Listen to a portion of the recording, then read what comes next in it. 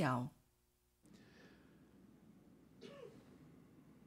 IBM Change Experience, eu agradeço imensamente a você que está acompanhando ou está vendo pela primeira vez já no disponível, né, no online que fica disponível dessa experiência incrível. E agora nós vamos para a sociedade 5.0. Você está preparada para ela? A gente ficou ouvindo sociedade 2.0, 3.0, nós chegamos já na 5.0, será? Eu vou saber aqui com dois especialistas no assunto, Gil Jardelli, professor e futurista, e Cris Berlink. A Cris falou, não estou preparada para 5.0. Ô, Cris, eu vou ter que contar para eles que você está na IBM desde 99. Pois é, 20 Recursos anos. Humanos. Eu imagino Humanos. que viagem fantástica de transformação que você viveu em 20 anos, que são os 20 anos dessa transformação que vivemos, né? Para chegar na 5.0. Você não vai querer falar da 5.0? Eu vou, claro que eu vou. Ai, que legal. Mas é uma viagem mesmo, né? Sou engenheira de formação. E está no Recursos Humanos. E estou em Recursos Humanos. Quer dizer, comecei em finanças, passei por diversas áreas, se reinventando também como profissional, aprendendo outras habilidades ao longo da minha jornada, morando fora em outros países. Então,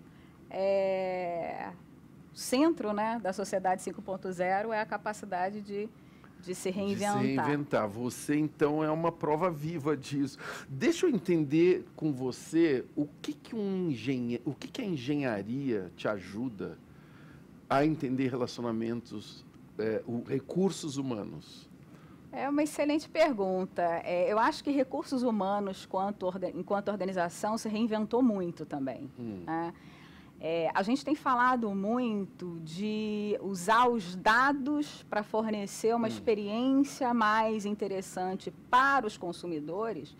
E, na verdade, recursos humanos, o que faz usa dados para fornecer uma experiência maravilhosa para os seus colaboradores. Né? Então, mudou muito a área de recursos humanos, porque coloca realmente o funcionário colaborador no centro, né? E tratando de promover uma experiência individualizada, personalizada, usando dados e tecnologias para que isso seja viável e possível.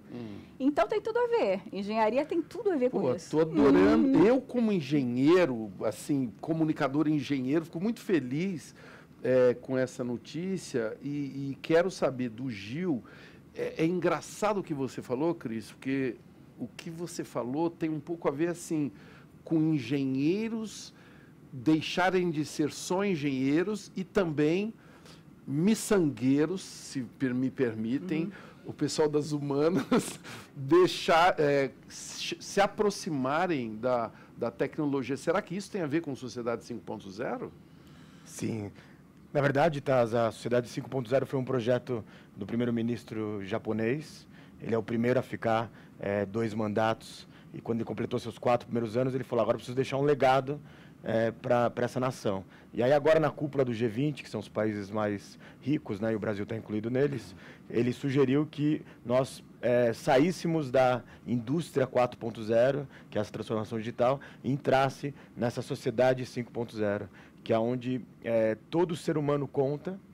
Se um deles ficar para fora dessa revolução, não vai ser uma revolução e vamos ter problemas. E mais do que isso, colocar a tecnologia a serviço da humanidade. As empresas foram as primeiras a se transformar, estão se transformando ainda. Mas os governos precisam se repensar. Precisam repensar o conceito de governo, o conceito de passaporte, de ser brasileiro, de ser italiano, de ser de Botsuana. E mais do que isso, aí se ampliou, chamaram outros cientistas e eles falaram, é o fim do antropoceno, do ser humano no centro. E agora conta todos os terráqueos. Então, é algo muito profundo, envolvendo ciência de alto impacto. E foi o que você disse, não dá mais para ter cientistas que são só especializados em engenharia. Para fazer um humanoide muito bacana, você precisa de um engenheiro que também tem uma visão humanista, né? Que eu acho que vocês dois são um pouco desses representantes. O que você fala também me dá uma imagem muito legal, porque no início dessa revolução, quando estávamos todos deslumbrados por ela, ocorreu uma coisa de todo mundo sair correndo, aí o Vale do Silício, só lá, e as transformações. Olha, infelizmente, se você não vier, você que fica aí para trás. Esse momento agora me parece ser um outro, né? Um momento que, se não estivermos realmente todos em rede e colaborando mesmo para que todos possam participar, não vamos poder desfrutar de tudo que tem no horizonte, né? Eu queria ouvir de você, Cris, sobre futuro do trabalho, porque como considerar o futuro do trabalho nesse mundo que nós temos aí ainda grandes desigualdades, é bom a gente lembrar, né? Desigualdades aprofundadas, inclusive, até por conta disso, né? De haver uma mudança muito grande e nem todos acompanhar. E também aquele desafio incrível de máquinas poderem estar ocupando funções, postos de trabalho mesmo. Como que você acredita? Qual o futuro do trabalho que você acredita, Cris? Eu acho que dentro do futuro do trabalho a gente vai ter desafios e oportunidades, né? As oportunidades, elas são gigantescas porque nós vamos usar tecnologia cada vez mais para aumentar a nossa inteligência. Aumentar? Aumentar a nossa inteligência. E o que eu quero dizer com isso? É um médico podendo ser mais assertivo no diagnóstico de um paciente, porque ele tem nas mãos uma quantidade de dados e de informação aonde essa tecnologia vai processar tudo isso e vai poder endereçar um diagnóstico mais preciso. A margem de erro dele vai diminuir. Vai diminuir. Se ele souber usar essa ferramenta. Se ele souber. E em contrapartida, a gente democratiza o acesso à medicina a mais pessoas, né? Porque se era algo muito particular, aonde eu tinha que ter o acesso ao médico. Ou a um hospital que tivesse mais desenvolvido. Exato. Talvez, num futuro, essa democratização ela esteja realmente presente e aí conversa com tudo que a gente começou a falar de sociedade 5.0, né? Em contrapartida, os desafios quais são? É a nossa capacidade de desenvolver habilidades necessárias para esse futuro, para esse mundo do futuro. Né?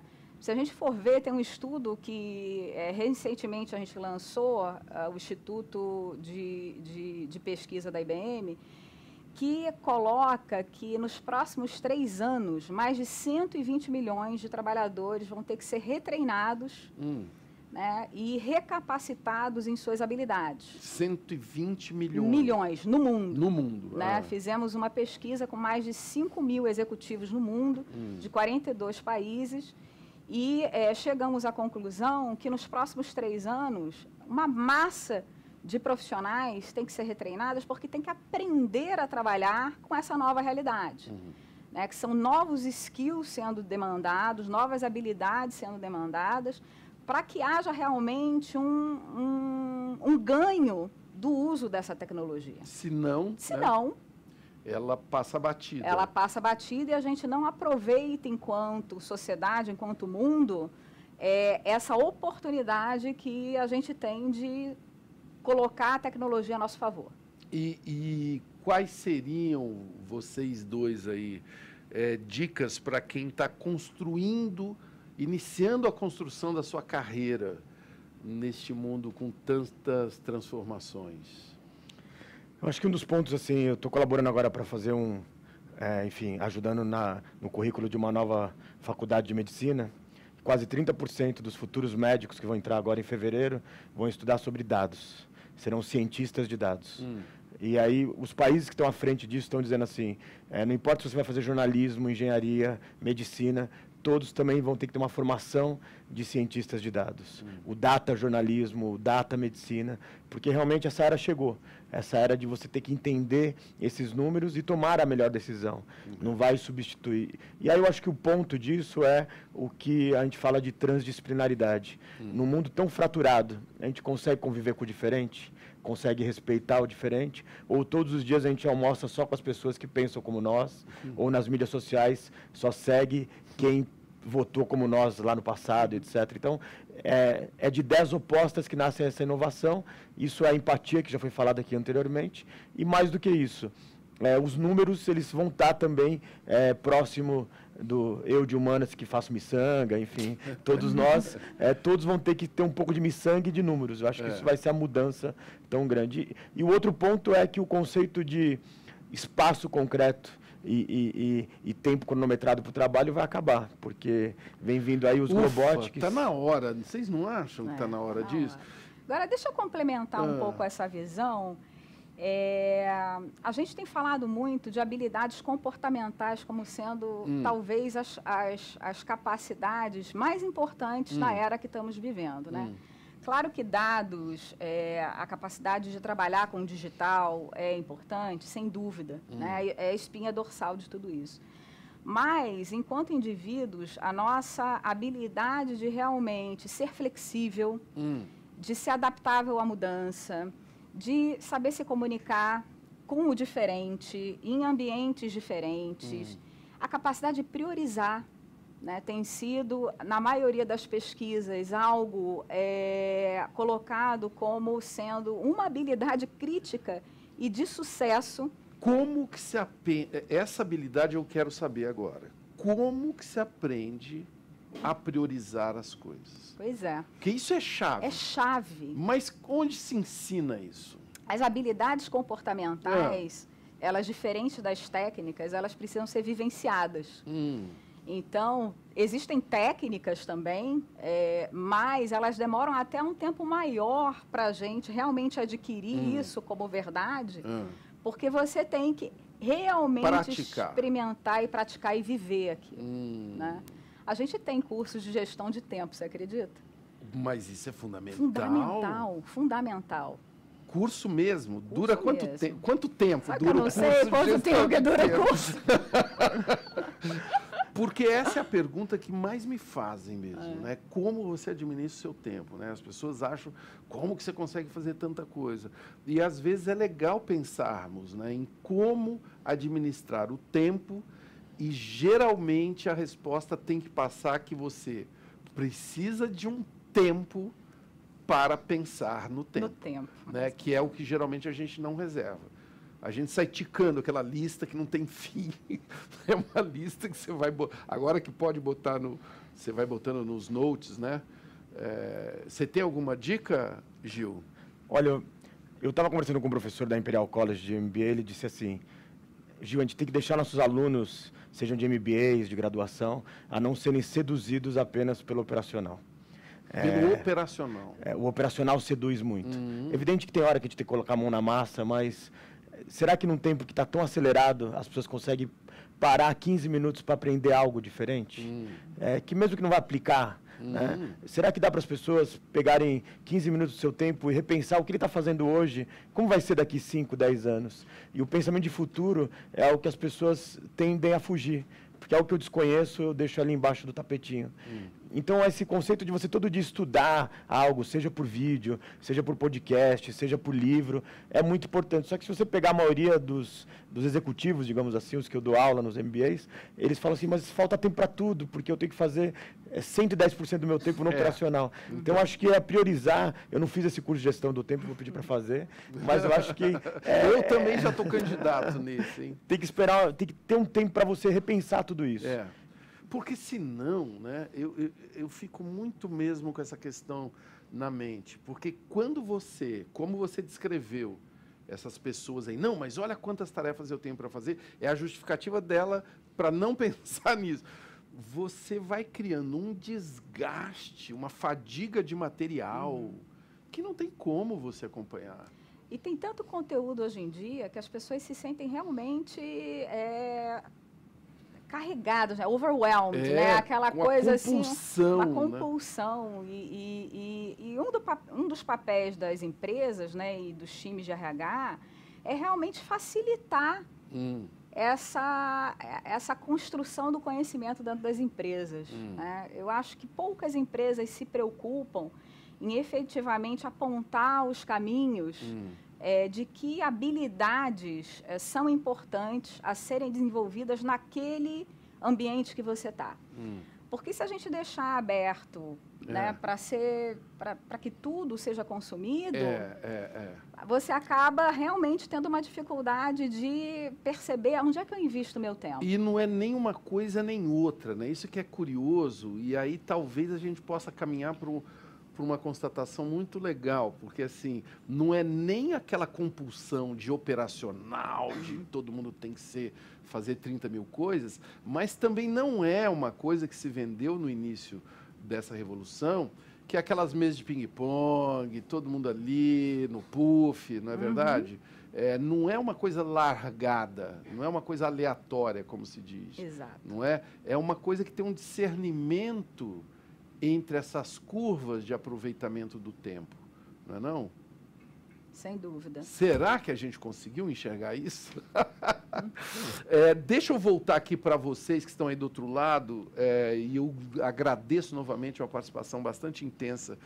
O Vicente Aparecido, do Senai, Rio de Janeiro, vai falar aqui do nosso Brasil. Qual o futuro da indústria 4.0 no Brasil? É importante fazer essa pergunta, porque é importante lembrar da realidade brasileira, né? Qual o futuro dessa indústria 4.0 no Brasil, pessoal? Eu sou um tecno-otimista, então, baseado em dados. Ontem eu estava numa cidade do interior do Paraná, em Pato Branco, e estava tendo lá uma feira sobre muito o que a gente está discutindo aqui hoje.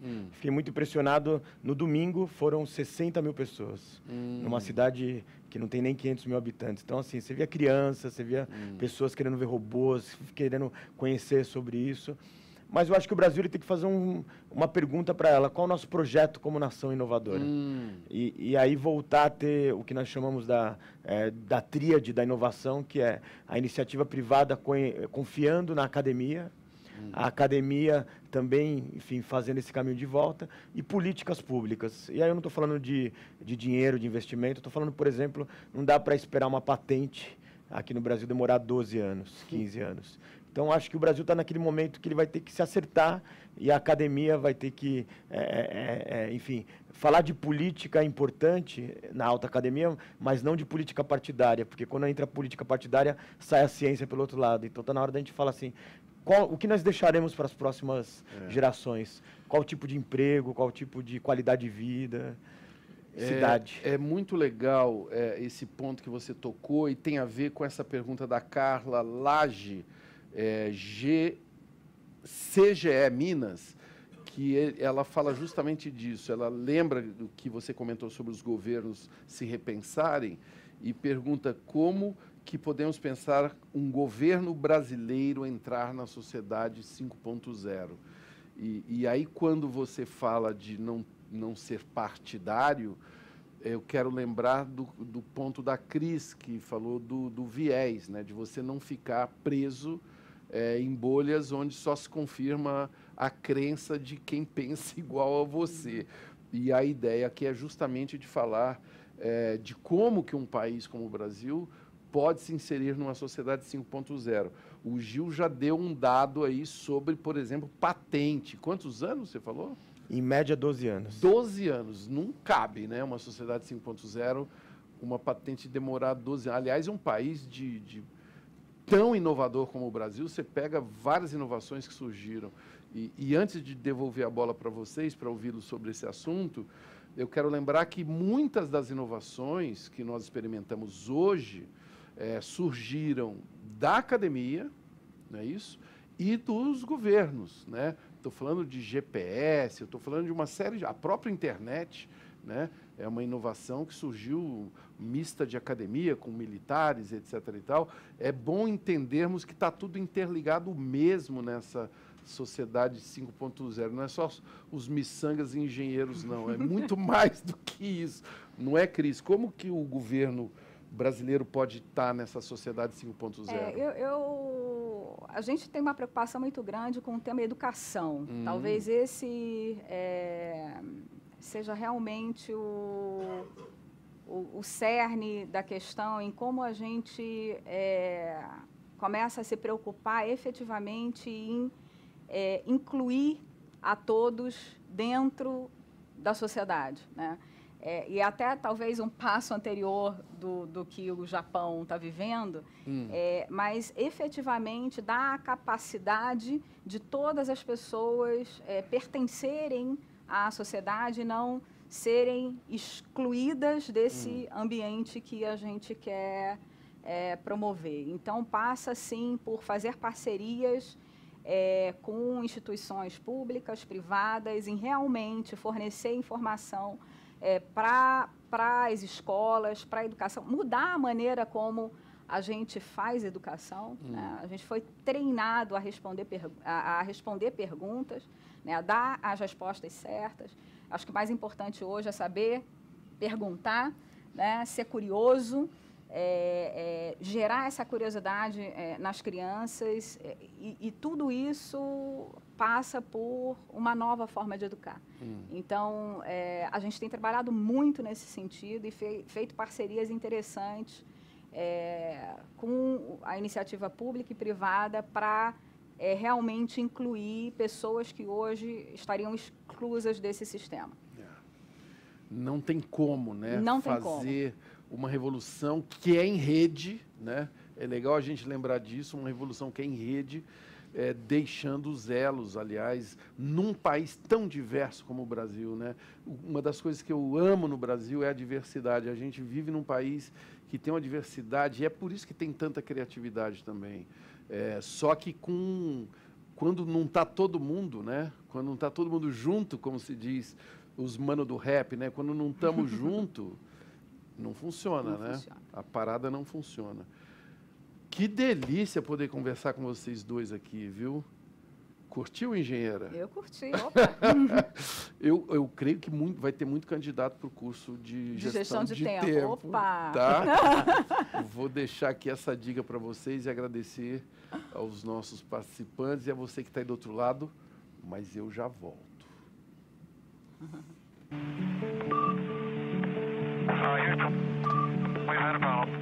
Problems. It's human nature to hate problems. But why is that? After all, problems inspire us to mend things, bend things, make things better. Okay, great. To rewrite the rule books, What's going up today? the history books, And liftoff. and future books. Floor change to tile. That's why so many people work with IBM. On everything from city traffic to ocean plastic. From new schools to new energy.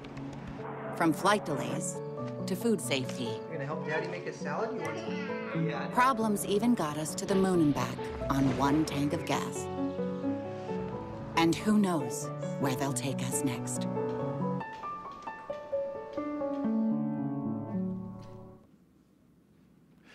O tema deste encontro é Meu Novo Colega de Trabalho, um Robô. Mas eu vou dizer uma coisa para vocês. Para mim é minha nova entrevistada, uma robô. É a minha primeira vez. Bem-vinda, Bia, bem-vinda, Pepper. A Bia está lá de calça preta, tá certo? E a Pepper está aqui de pé. E aí, Bia? É isso mesmo? Nós vamos conversar com uma robô agora? É isso mesmo. A Pepper vai responder algumas perguntas aí. Meu Deus! Antes de eu falar com ela, eu quero saber de você, Bia, como é roboticista que chama? É, roboticista. A sua profissão é roboticista. Como que você se tornou uma roboticista, especialista em inteligência artificial? Bom, eu sempre fui apaixonada por tecnologia, né? E Eu fiz faculdade de engenharia elétrica Ah. e durante a faculdade eu tive a oportunidade de conhecer o Now, que é parecido com a Pepper, quase como se fosse um irmão dela. E Como é que é o nome dele? Now, Ah. é tipo Now em O inglês. Now, não, eu manjo ele. Ah. Ah, mas aí quando eu tava assim, quase ficando craque em mexer com o Now, eu conheci a Pepper e tive que adaptar todos os meus conhecimentos para ela, porque, querendo ou não, é um robô um pouquinho mais avançado, tem algumas coisas diferentes. E, bom, eu poderia falar meu currículo inteiro aqui, mas eu acho que o que me permitiu chegar aqui hoje foi ser curiosa e estar sempre aprendendo coisas novas, estudando cada vez mais, porque a tecnologia, ela evolui muito rápido, né? Então, se você, por exemplo, conhecia o Now, se eu parasse no Now, eu estaria lá até hoje. Você né? estaria no Yesterday, né? É, Se você tivesse sim. parado no Now. O Bia, eu estou tão assim nervoso de conversar. Posso conversar com ela? Você me dá licença? Claro. Olá, Pepper, tudo bem? Olá, pessoal. Tudo bem com vocês? Eu sou a Pepper, um robô humanoide com computação cognitiva. Sou a primeira a falar português e a morar no Brasil. O Pepper, você viu aqui na nossa apresentação, né, vários conceitos novos para a maioria de nós aqui, seres humanos. Como que você acha que será o futuro, com toda essa automação, com um caos criativo? As fronteiras comuns deixaram de existir, mas o Globotics, a união entre a globalização e a automação, permite que os formatos se transformem, que as pessoas criem juntas, que elas morem em um país e trabalhem em outro, por exemplo, e que o sistema se reinvente. A tecnologia hoje, seja a inteligência artificial ou robôs, foi desenvolvida pensando em melhorar os processos em todas as áreas e aplicar soluções no mercado, seja na área de recursos humanos, financeira, hospitalar ou de hotelaria, reduzindo o tempo de trabalho das pessoas e facilitando as operações. Isso é a Sociedade 5.0, um momento de transformação onde as pessoas e as relações vêm em primeiro lugar. Vocês estão vendo, na hora que a câmera mostrou a Pepper, vocês talvez ficaram olhando para o ouvido dela, como ela está fazendo. Ela fica me olhando, ela é muito fofa. Ela não quer falar e não ficar olhando para a pessoa. Ele não é? tem reconhecimento facial. Então, aí, quando ela ouve sua voz, ela acha que você vai conversar com ela mesmo. Por isso que ela fica te olhando sempre. Mas que atenciosa. Eu trabalho com muita gente que não é assim, viu, Pepper? Ô, Bia, como que é programar um robô? É bom eu dizer que você é desenvolvedora e coordenadora da área de robótica da Five Era, né? Como que é programar e conviver com um robô assim diariamente? Para mim é uma experiência incrível, assim, porque por mais que você já tenha várias coisas desenvolvidas no robô, cada evento que você leva ele, cada lugar que a gente leva a Pepper, eu estou sempre pensando, quem é o público que vai estar lá? Como que eles vão reagir ao robô? Porque, por exemplo, se você levar ela para um público que tem crianças, as crianças elas já estão acostumadas com o tablet. Então, a primeira coisa que elas fazem é começar a clicar ali na frente. Agora, se você leva para pessoas mais velhas, muitas delas ficam assim com medo e aí eles não reagem de jeitos diferentes. Então, cada dia que eu chego para trabalhar é um novo desafio de tentar entender como que vai ser a próxima experiência com ela. Você foi muito delicada falando que as pessoas mais velhas têm medo. A pessoa mais velha é mais besta mesmo, né? E medo talvez seja uma boa palavra também, que aliás é uma coisa que impede a gente, às vezes, né, de participar desse mundo que estamos debatendo aqui. Porque medo... Qual é a tradução de medo? É contração, né? Você ficar fechado, né? Sim. Mas, Bia, eu tô olhando para você, eu estava achando que você ainda estava assim no ensino médio, sabia? E você já falando que teve que se reinventar várias vezes e tal. Essa profissão roboticista, como você vê o horizonte dela? Quais serão as aplicações? O que você vê no horizonte de produtos, de atuações? Em que áreas que você vê isso daí? Então, Eu acho que a roboticista é uma coisa meio nova, né? O termo, inclusive, não existia até certo tempo atrás.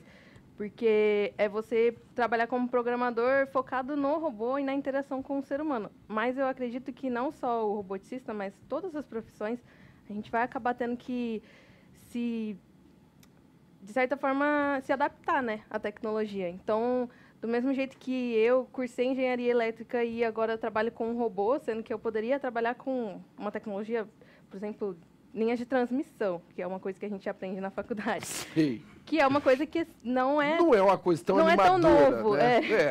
Linha Mas de transmissão. É. então acho que é a questão de você se adaptar mesmo. E eu acredito que as profissões, no geral, cada vez mais a gente vai ter que aprender a mexer com o robô, aprender a programar alguma coisa básica, pelo menos. Sempre em algum ponto da cadeia vai poder ter um processo automatizado, né? Sim. Até numa linha de transmissão, eu imagino. sim, Né? com Você não vai certeza. escapar da linha de transmissão. Mas eu, claro, não posso deixar de também te perguntar sobre a ocupação de alguns postos de trabalho pelos robôs, né? Quando eu levo a Pepper nos eventos, uma coisa bem assim interessante que acontece é que as pessoas, por exemplo, ela faz o papel de concierge, recebe as pessoas, e aí as pessoas que estão lá também para fazer esse papel falam tipo, daqui uns anos não vou estar mais aqui, vai estar só a Pepper. E realmente, talvez isso aconteça, né? Não vou negar que algumas funções, por exemplo, o cobrador de ônibus, já é uma coisa que a gente quase não usa, né? E se a gente usa, é muito pouco. E acho que vai ter que... Essas pessoas também vão ter que procurar se adaptar. Por mais que o cobrador de ônibus talvez seja um pouco mais complicado para ele se adaptar, ele pode aprender, fazer um curso técnico e ser técnico em consertar o negocinho que cobra o ônibus, por exemplo. É a questão realmente de você se adaptar e você saber reconhecer que talvez essa profissão não seja o ideal e que daqui a alguns anos ela não vai mesmo existir. O que você sugere para quem está do outro lado e teme ser substituído por um robô? Que tipo de... O que esse cara deveria fazer? Né? O que ele deveria observar na profissão que vai ficando...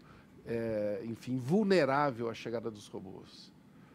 Bom, acho que ele realmente tem que reconhecer, né, que isso provavelmente aconteça, e ele talvez procurar alguma coisa que seja próximo àquilo, mas de uma forma, tipo, adaptada mesmo.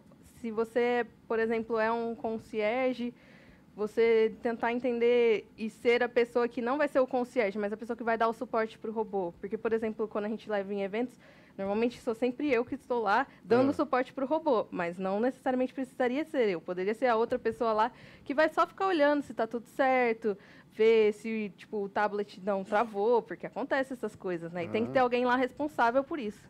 As funções que são, enfim, que existe um algoritmo, né, que tem uma receita, essa daí é difícil o robô não fazer de uma forma, digamos assim, mais simples, né, do que um humano. A ideia, acho que, do robô principal é tirar o ser humano daquelas tarefas repetitivas. E que, de certa forma, são chatas e ruins para a pessoa que está fazendo. E ele fazer essa parte, porque ele não tem o sentimento. Se você falar, faz 40 vezes um negócio, ele vai fazer até que o motor dele pare de funcionar. Mas até então ele não vai reclamar, né? Ela não tem sentimentos? Ela, em especial... Fale você que convive diariamente com ela. Esse modelo, ele tem a capacidade de reconhecer expressões faciais. Então, se você estiver triste, ela sabe que você está triste, você pode fazer com que... Se você está triste, ela tem uma reação triste, pergunte o que está acontecendo. Se você está feliz, ela vai reconhecer também e vai ter uma reação diferente. Caramba!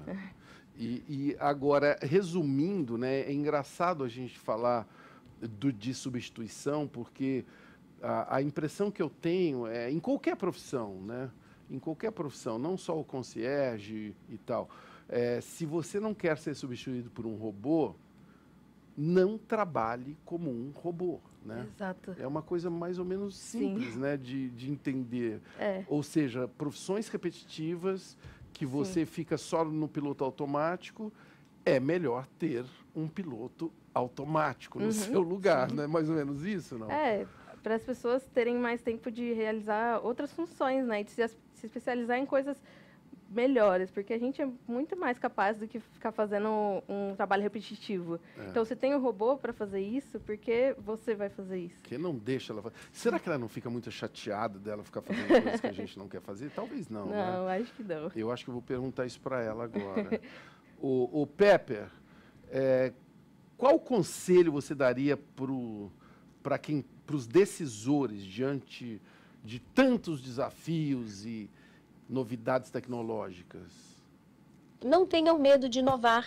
Os robôs e a inteligência artificial, como eu, são especializados em interagir com humanos. Nós teremos um papel significativo na melhoria do relacionamento entre empresas e clientes. Ela é bonitinha porque ela fala e ainda tem uma coisa, um body language, né? Tem Você que deu esse body language para ela? É porque, assim, a Pepper, ela não fala português de fábrica, ela vem só com inglês. E aí, a parte do inglês, ela já tem mesmo body language adaptado. Agora, para o português, eu tive que desenvolver tudo meio que do zero mesmo. A ginga foi sua também. Sim. Sensacional. Cara, eu tô chocado que eu fiz a minha primeira entrevista, entrevistei um robô. Nunca pensei que fosse acontecer em 2019 isso. Achei que era só em 2038 que ia acontecer isso. Não, foi muito mais rápido, né, do que a gente esperava. Bia, muito obrigado. Eu que agradeço. Vocês estão bem? Já tem a condução para ir embora? Não, tá tudo certo. Alguma ajuda, não? Obrigada. Acho que a Pepper queria agradecer também ao pessoal aí. Por favor, Pepper. Obrigada pela oportunidade de estar aqui e conversar com vocês. Até mais. Que legal, adorei. Muito obrigado, Pepper. Obrigado, Bia. Cara, eu tô me sentindo assim, sério. Tô me sentindo assim, falando com um robô. E é verdade, mas é isso, né? Assim. Eu já volto.